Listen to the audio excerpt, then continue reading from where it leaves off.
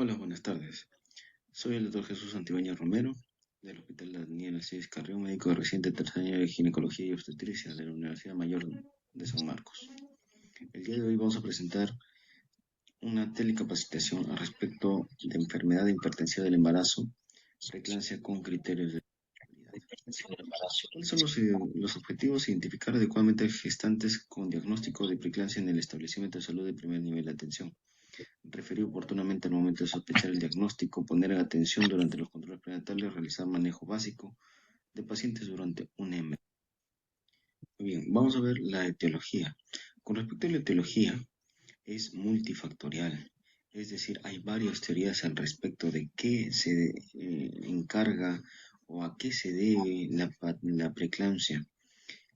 Muchos se han catalogado como que es que hay desórdenes a nivel de la postura, desórdenes en, en disbiosis, en infección por SARS-CoV, en periodontitis, en isquemia uteroplacentaria, en trastornos metabólicos o endocrinológicos, en disminución o desórdenes autoinmunes, en enfermedades fetales, en mola.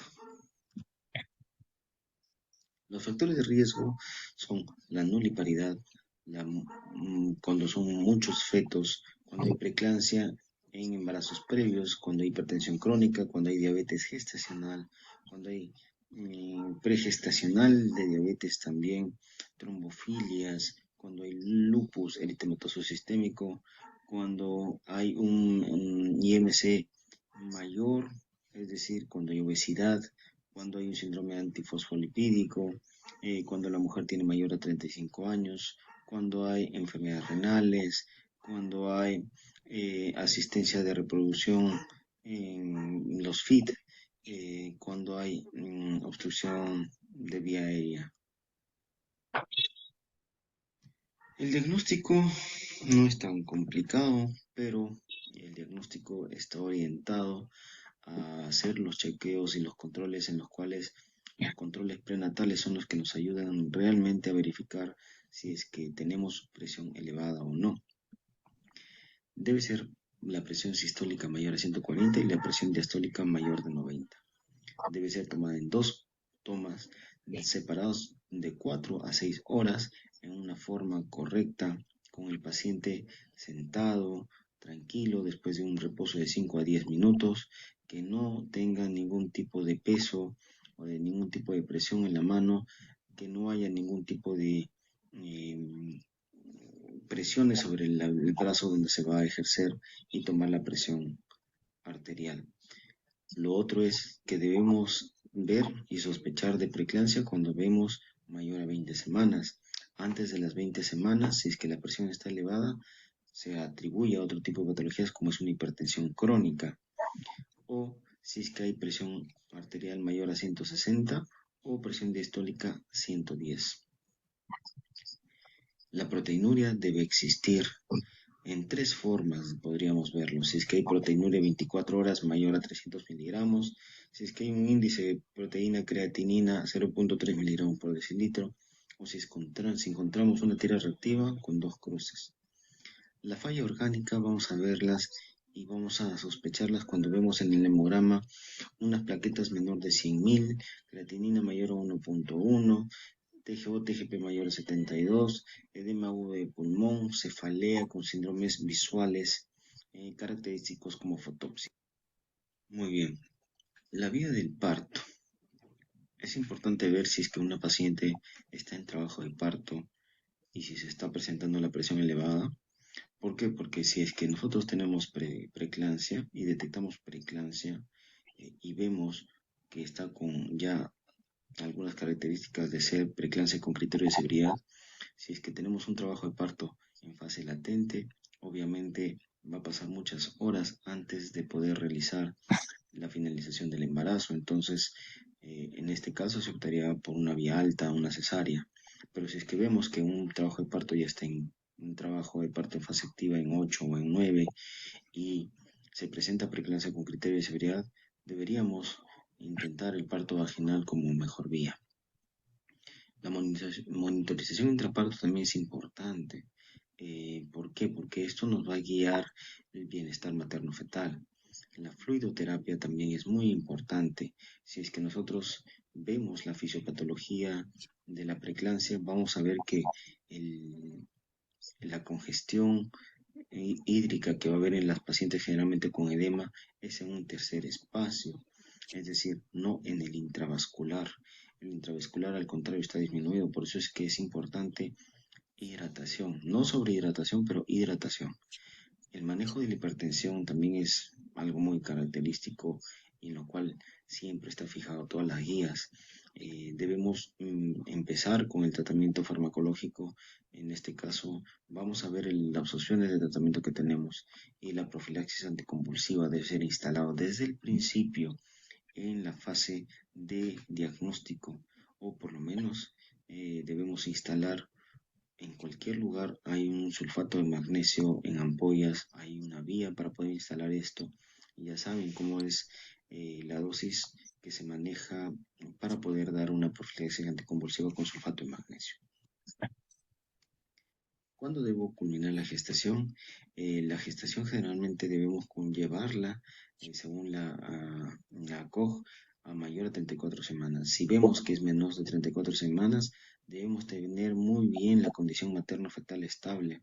El manejo debería ser expectante, se puede prolongar de 1 a 2 semanas, pero deberíamos tener un manejo expectante antes de las 34 semanas, salvo que veamos algún compromiso materno. Cuando se encontró en varios reportes, no se encontró ningún beneficio neonatal con el manejo expectante de la preeclampsia severa de 28 a 38 semanas de gestación. Bueno, esto es en los estudios que se han estado viendo, ¿no? Condiciones que excluyen el manejo expectante. Hay condiciones que excluyen, por supuesto.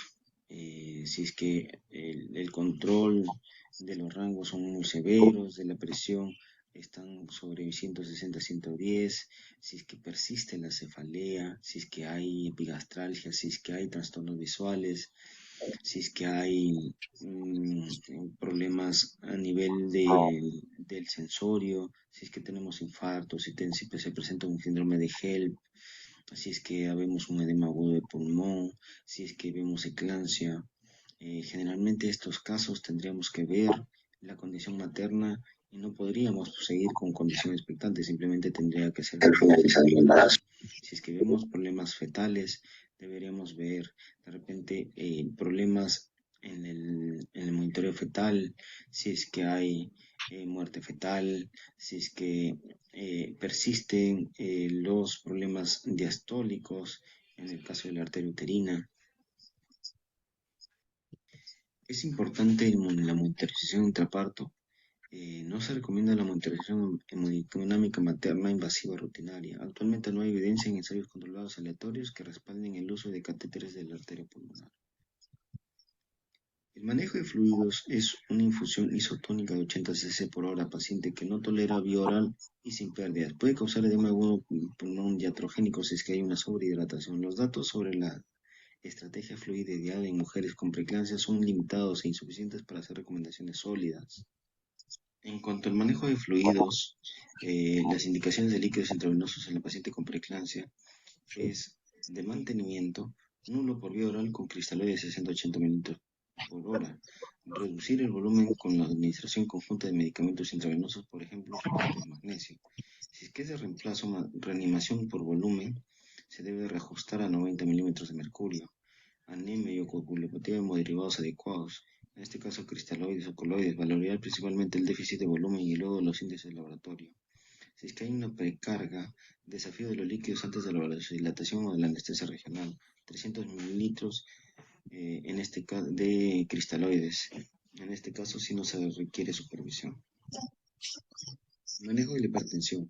La hipertensión grave confirmada con una medición repetida de 15 minutos debe tratarse rápidamente, de los 30 a 60 minutos. Los medicamentos antihipertensivos no previenen la eclampsia. Reducir la presión arterial media menos del 25% en 2 horas para lograr una presión arterial objetivo de 130 a 150 milímetros de mercurio en el caso de sistólica y de 80 a 100 milímetros de mercurio en caso de la diastólica. Se puede dar nifedipino 10 miligramos vía oral si es que la presión arterial es mayor a 160 a 110 y referir a un establecimiento de mayor complejidad. La profilaxis anticonvulsiva que mencionamos hace un par de diapositivas, el mecanismo para efectos convulsivos de sulfato de magnesio no se definió claramente, pero bien claro está que es estabilizar la membrana en el sistema nervioso central, secundaria a sus acciones como bloqueador inespecífico de los canales de calcio y disminución de la transmisión de la acetilcolina en los terminales nerviosos y evitar la convulsión.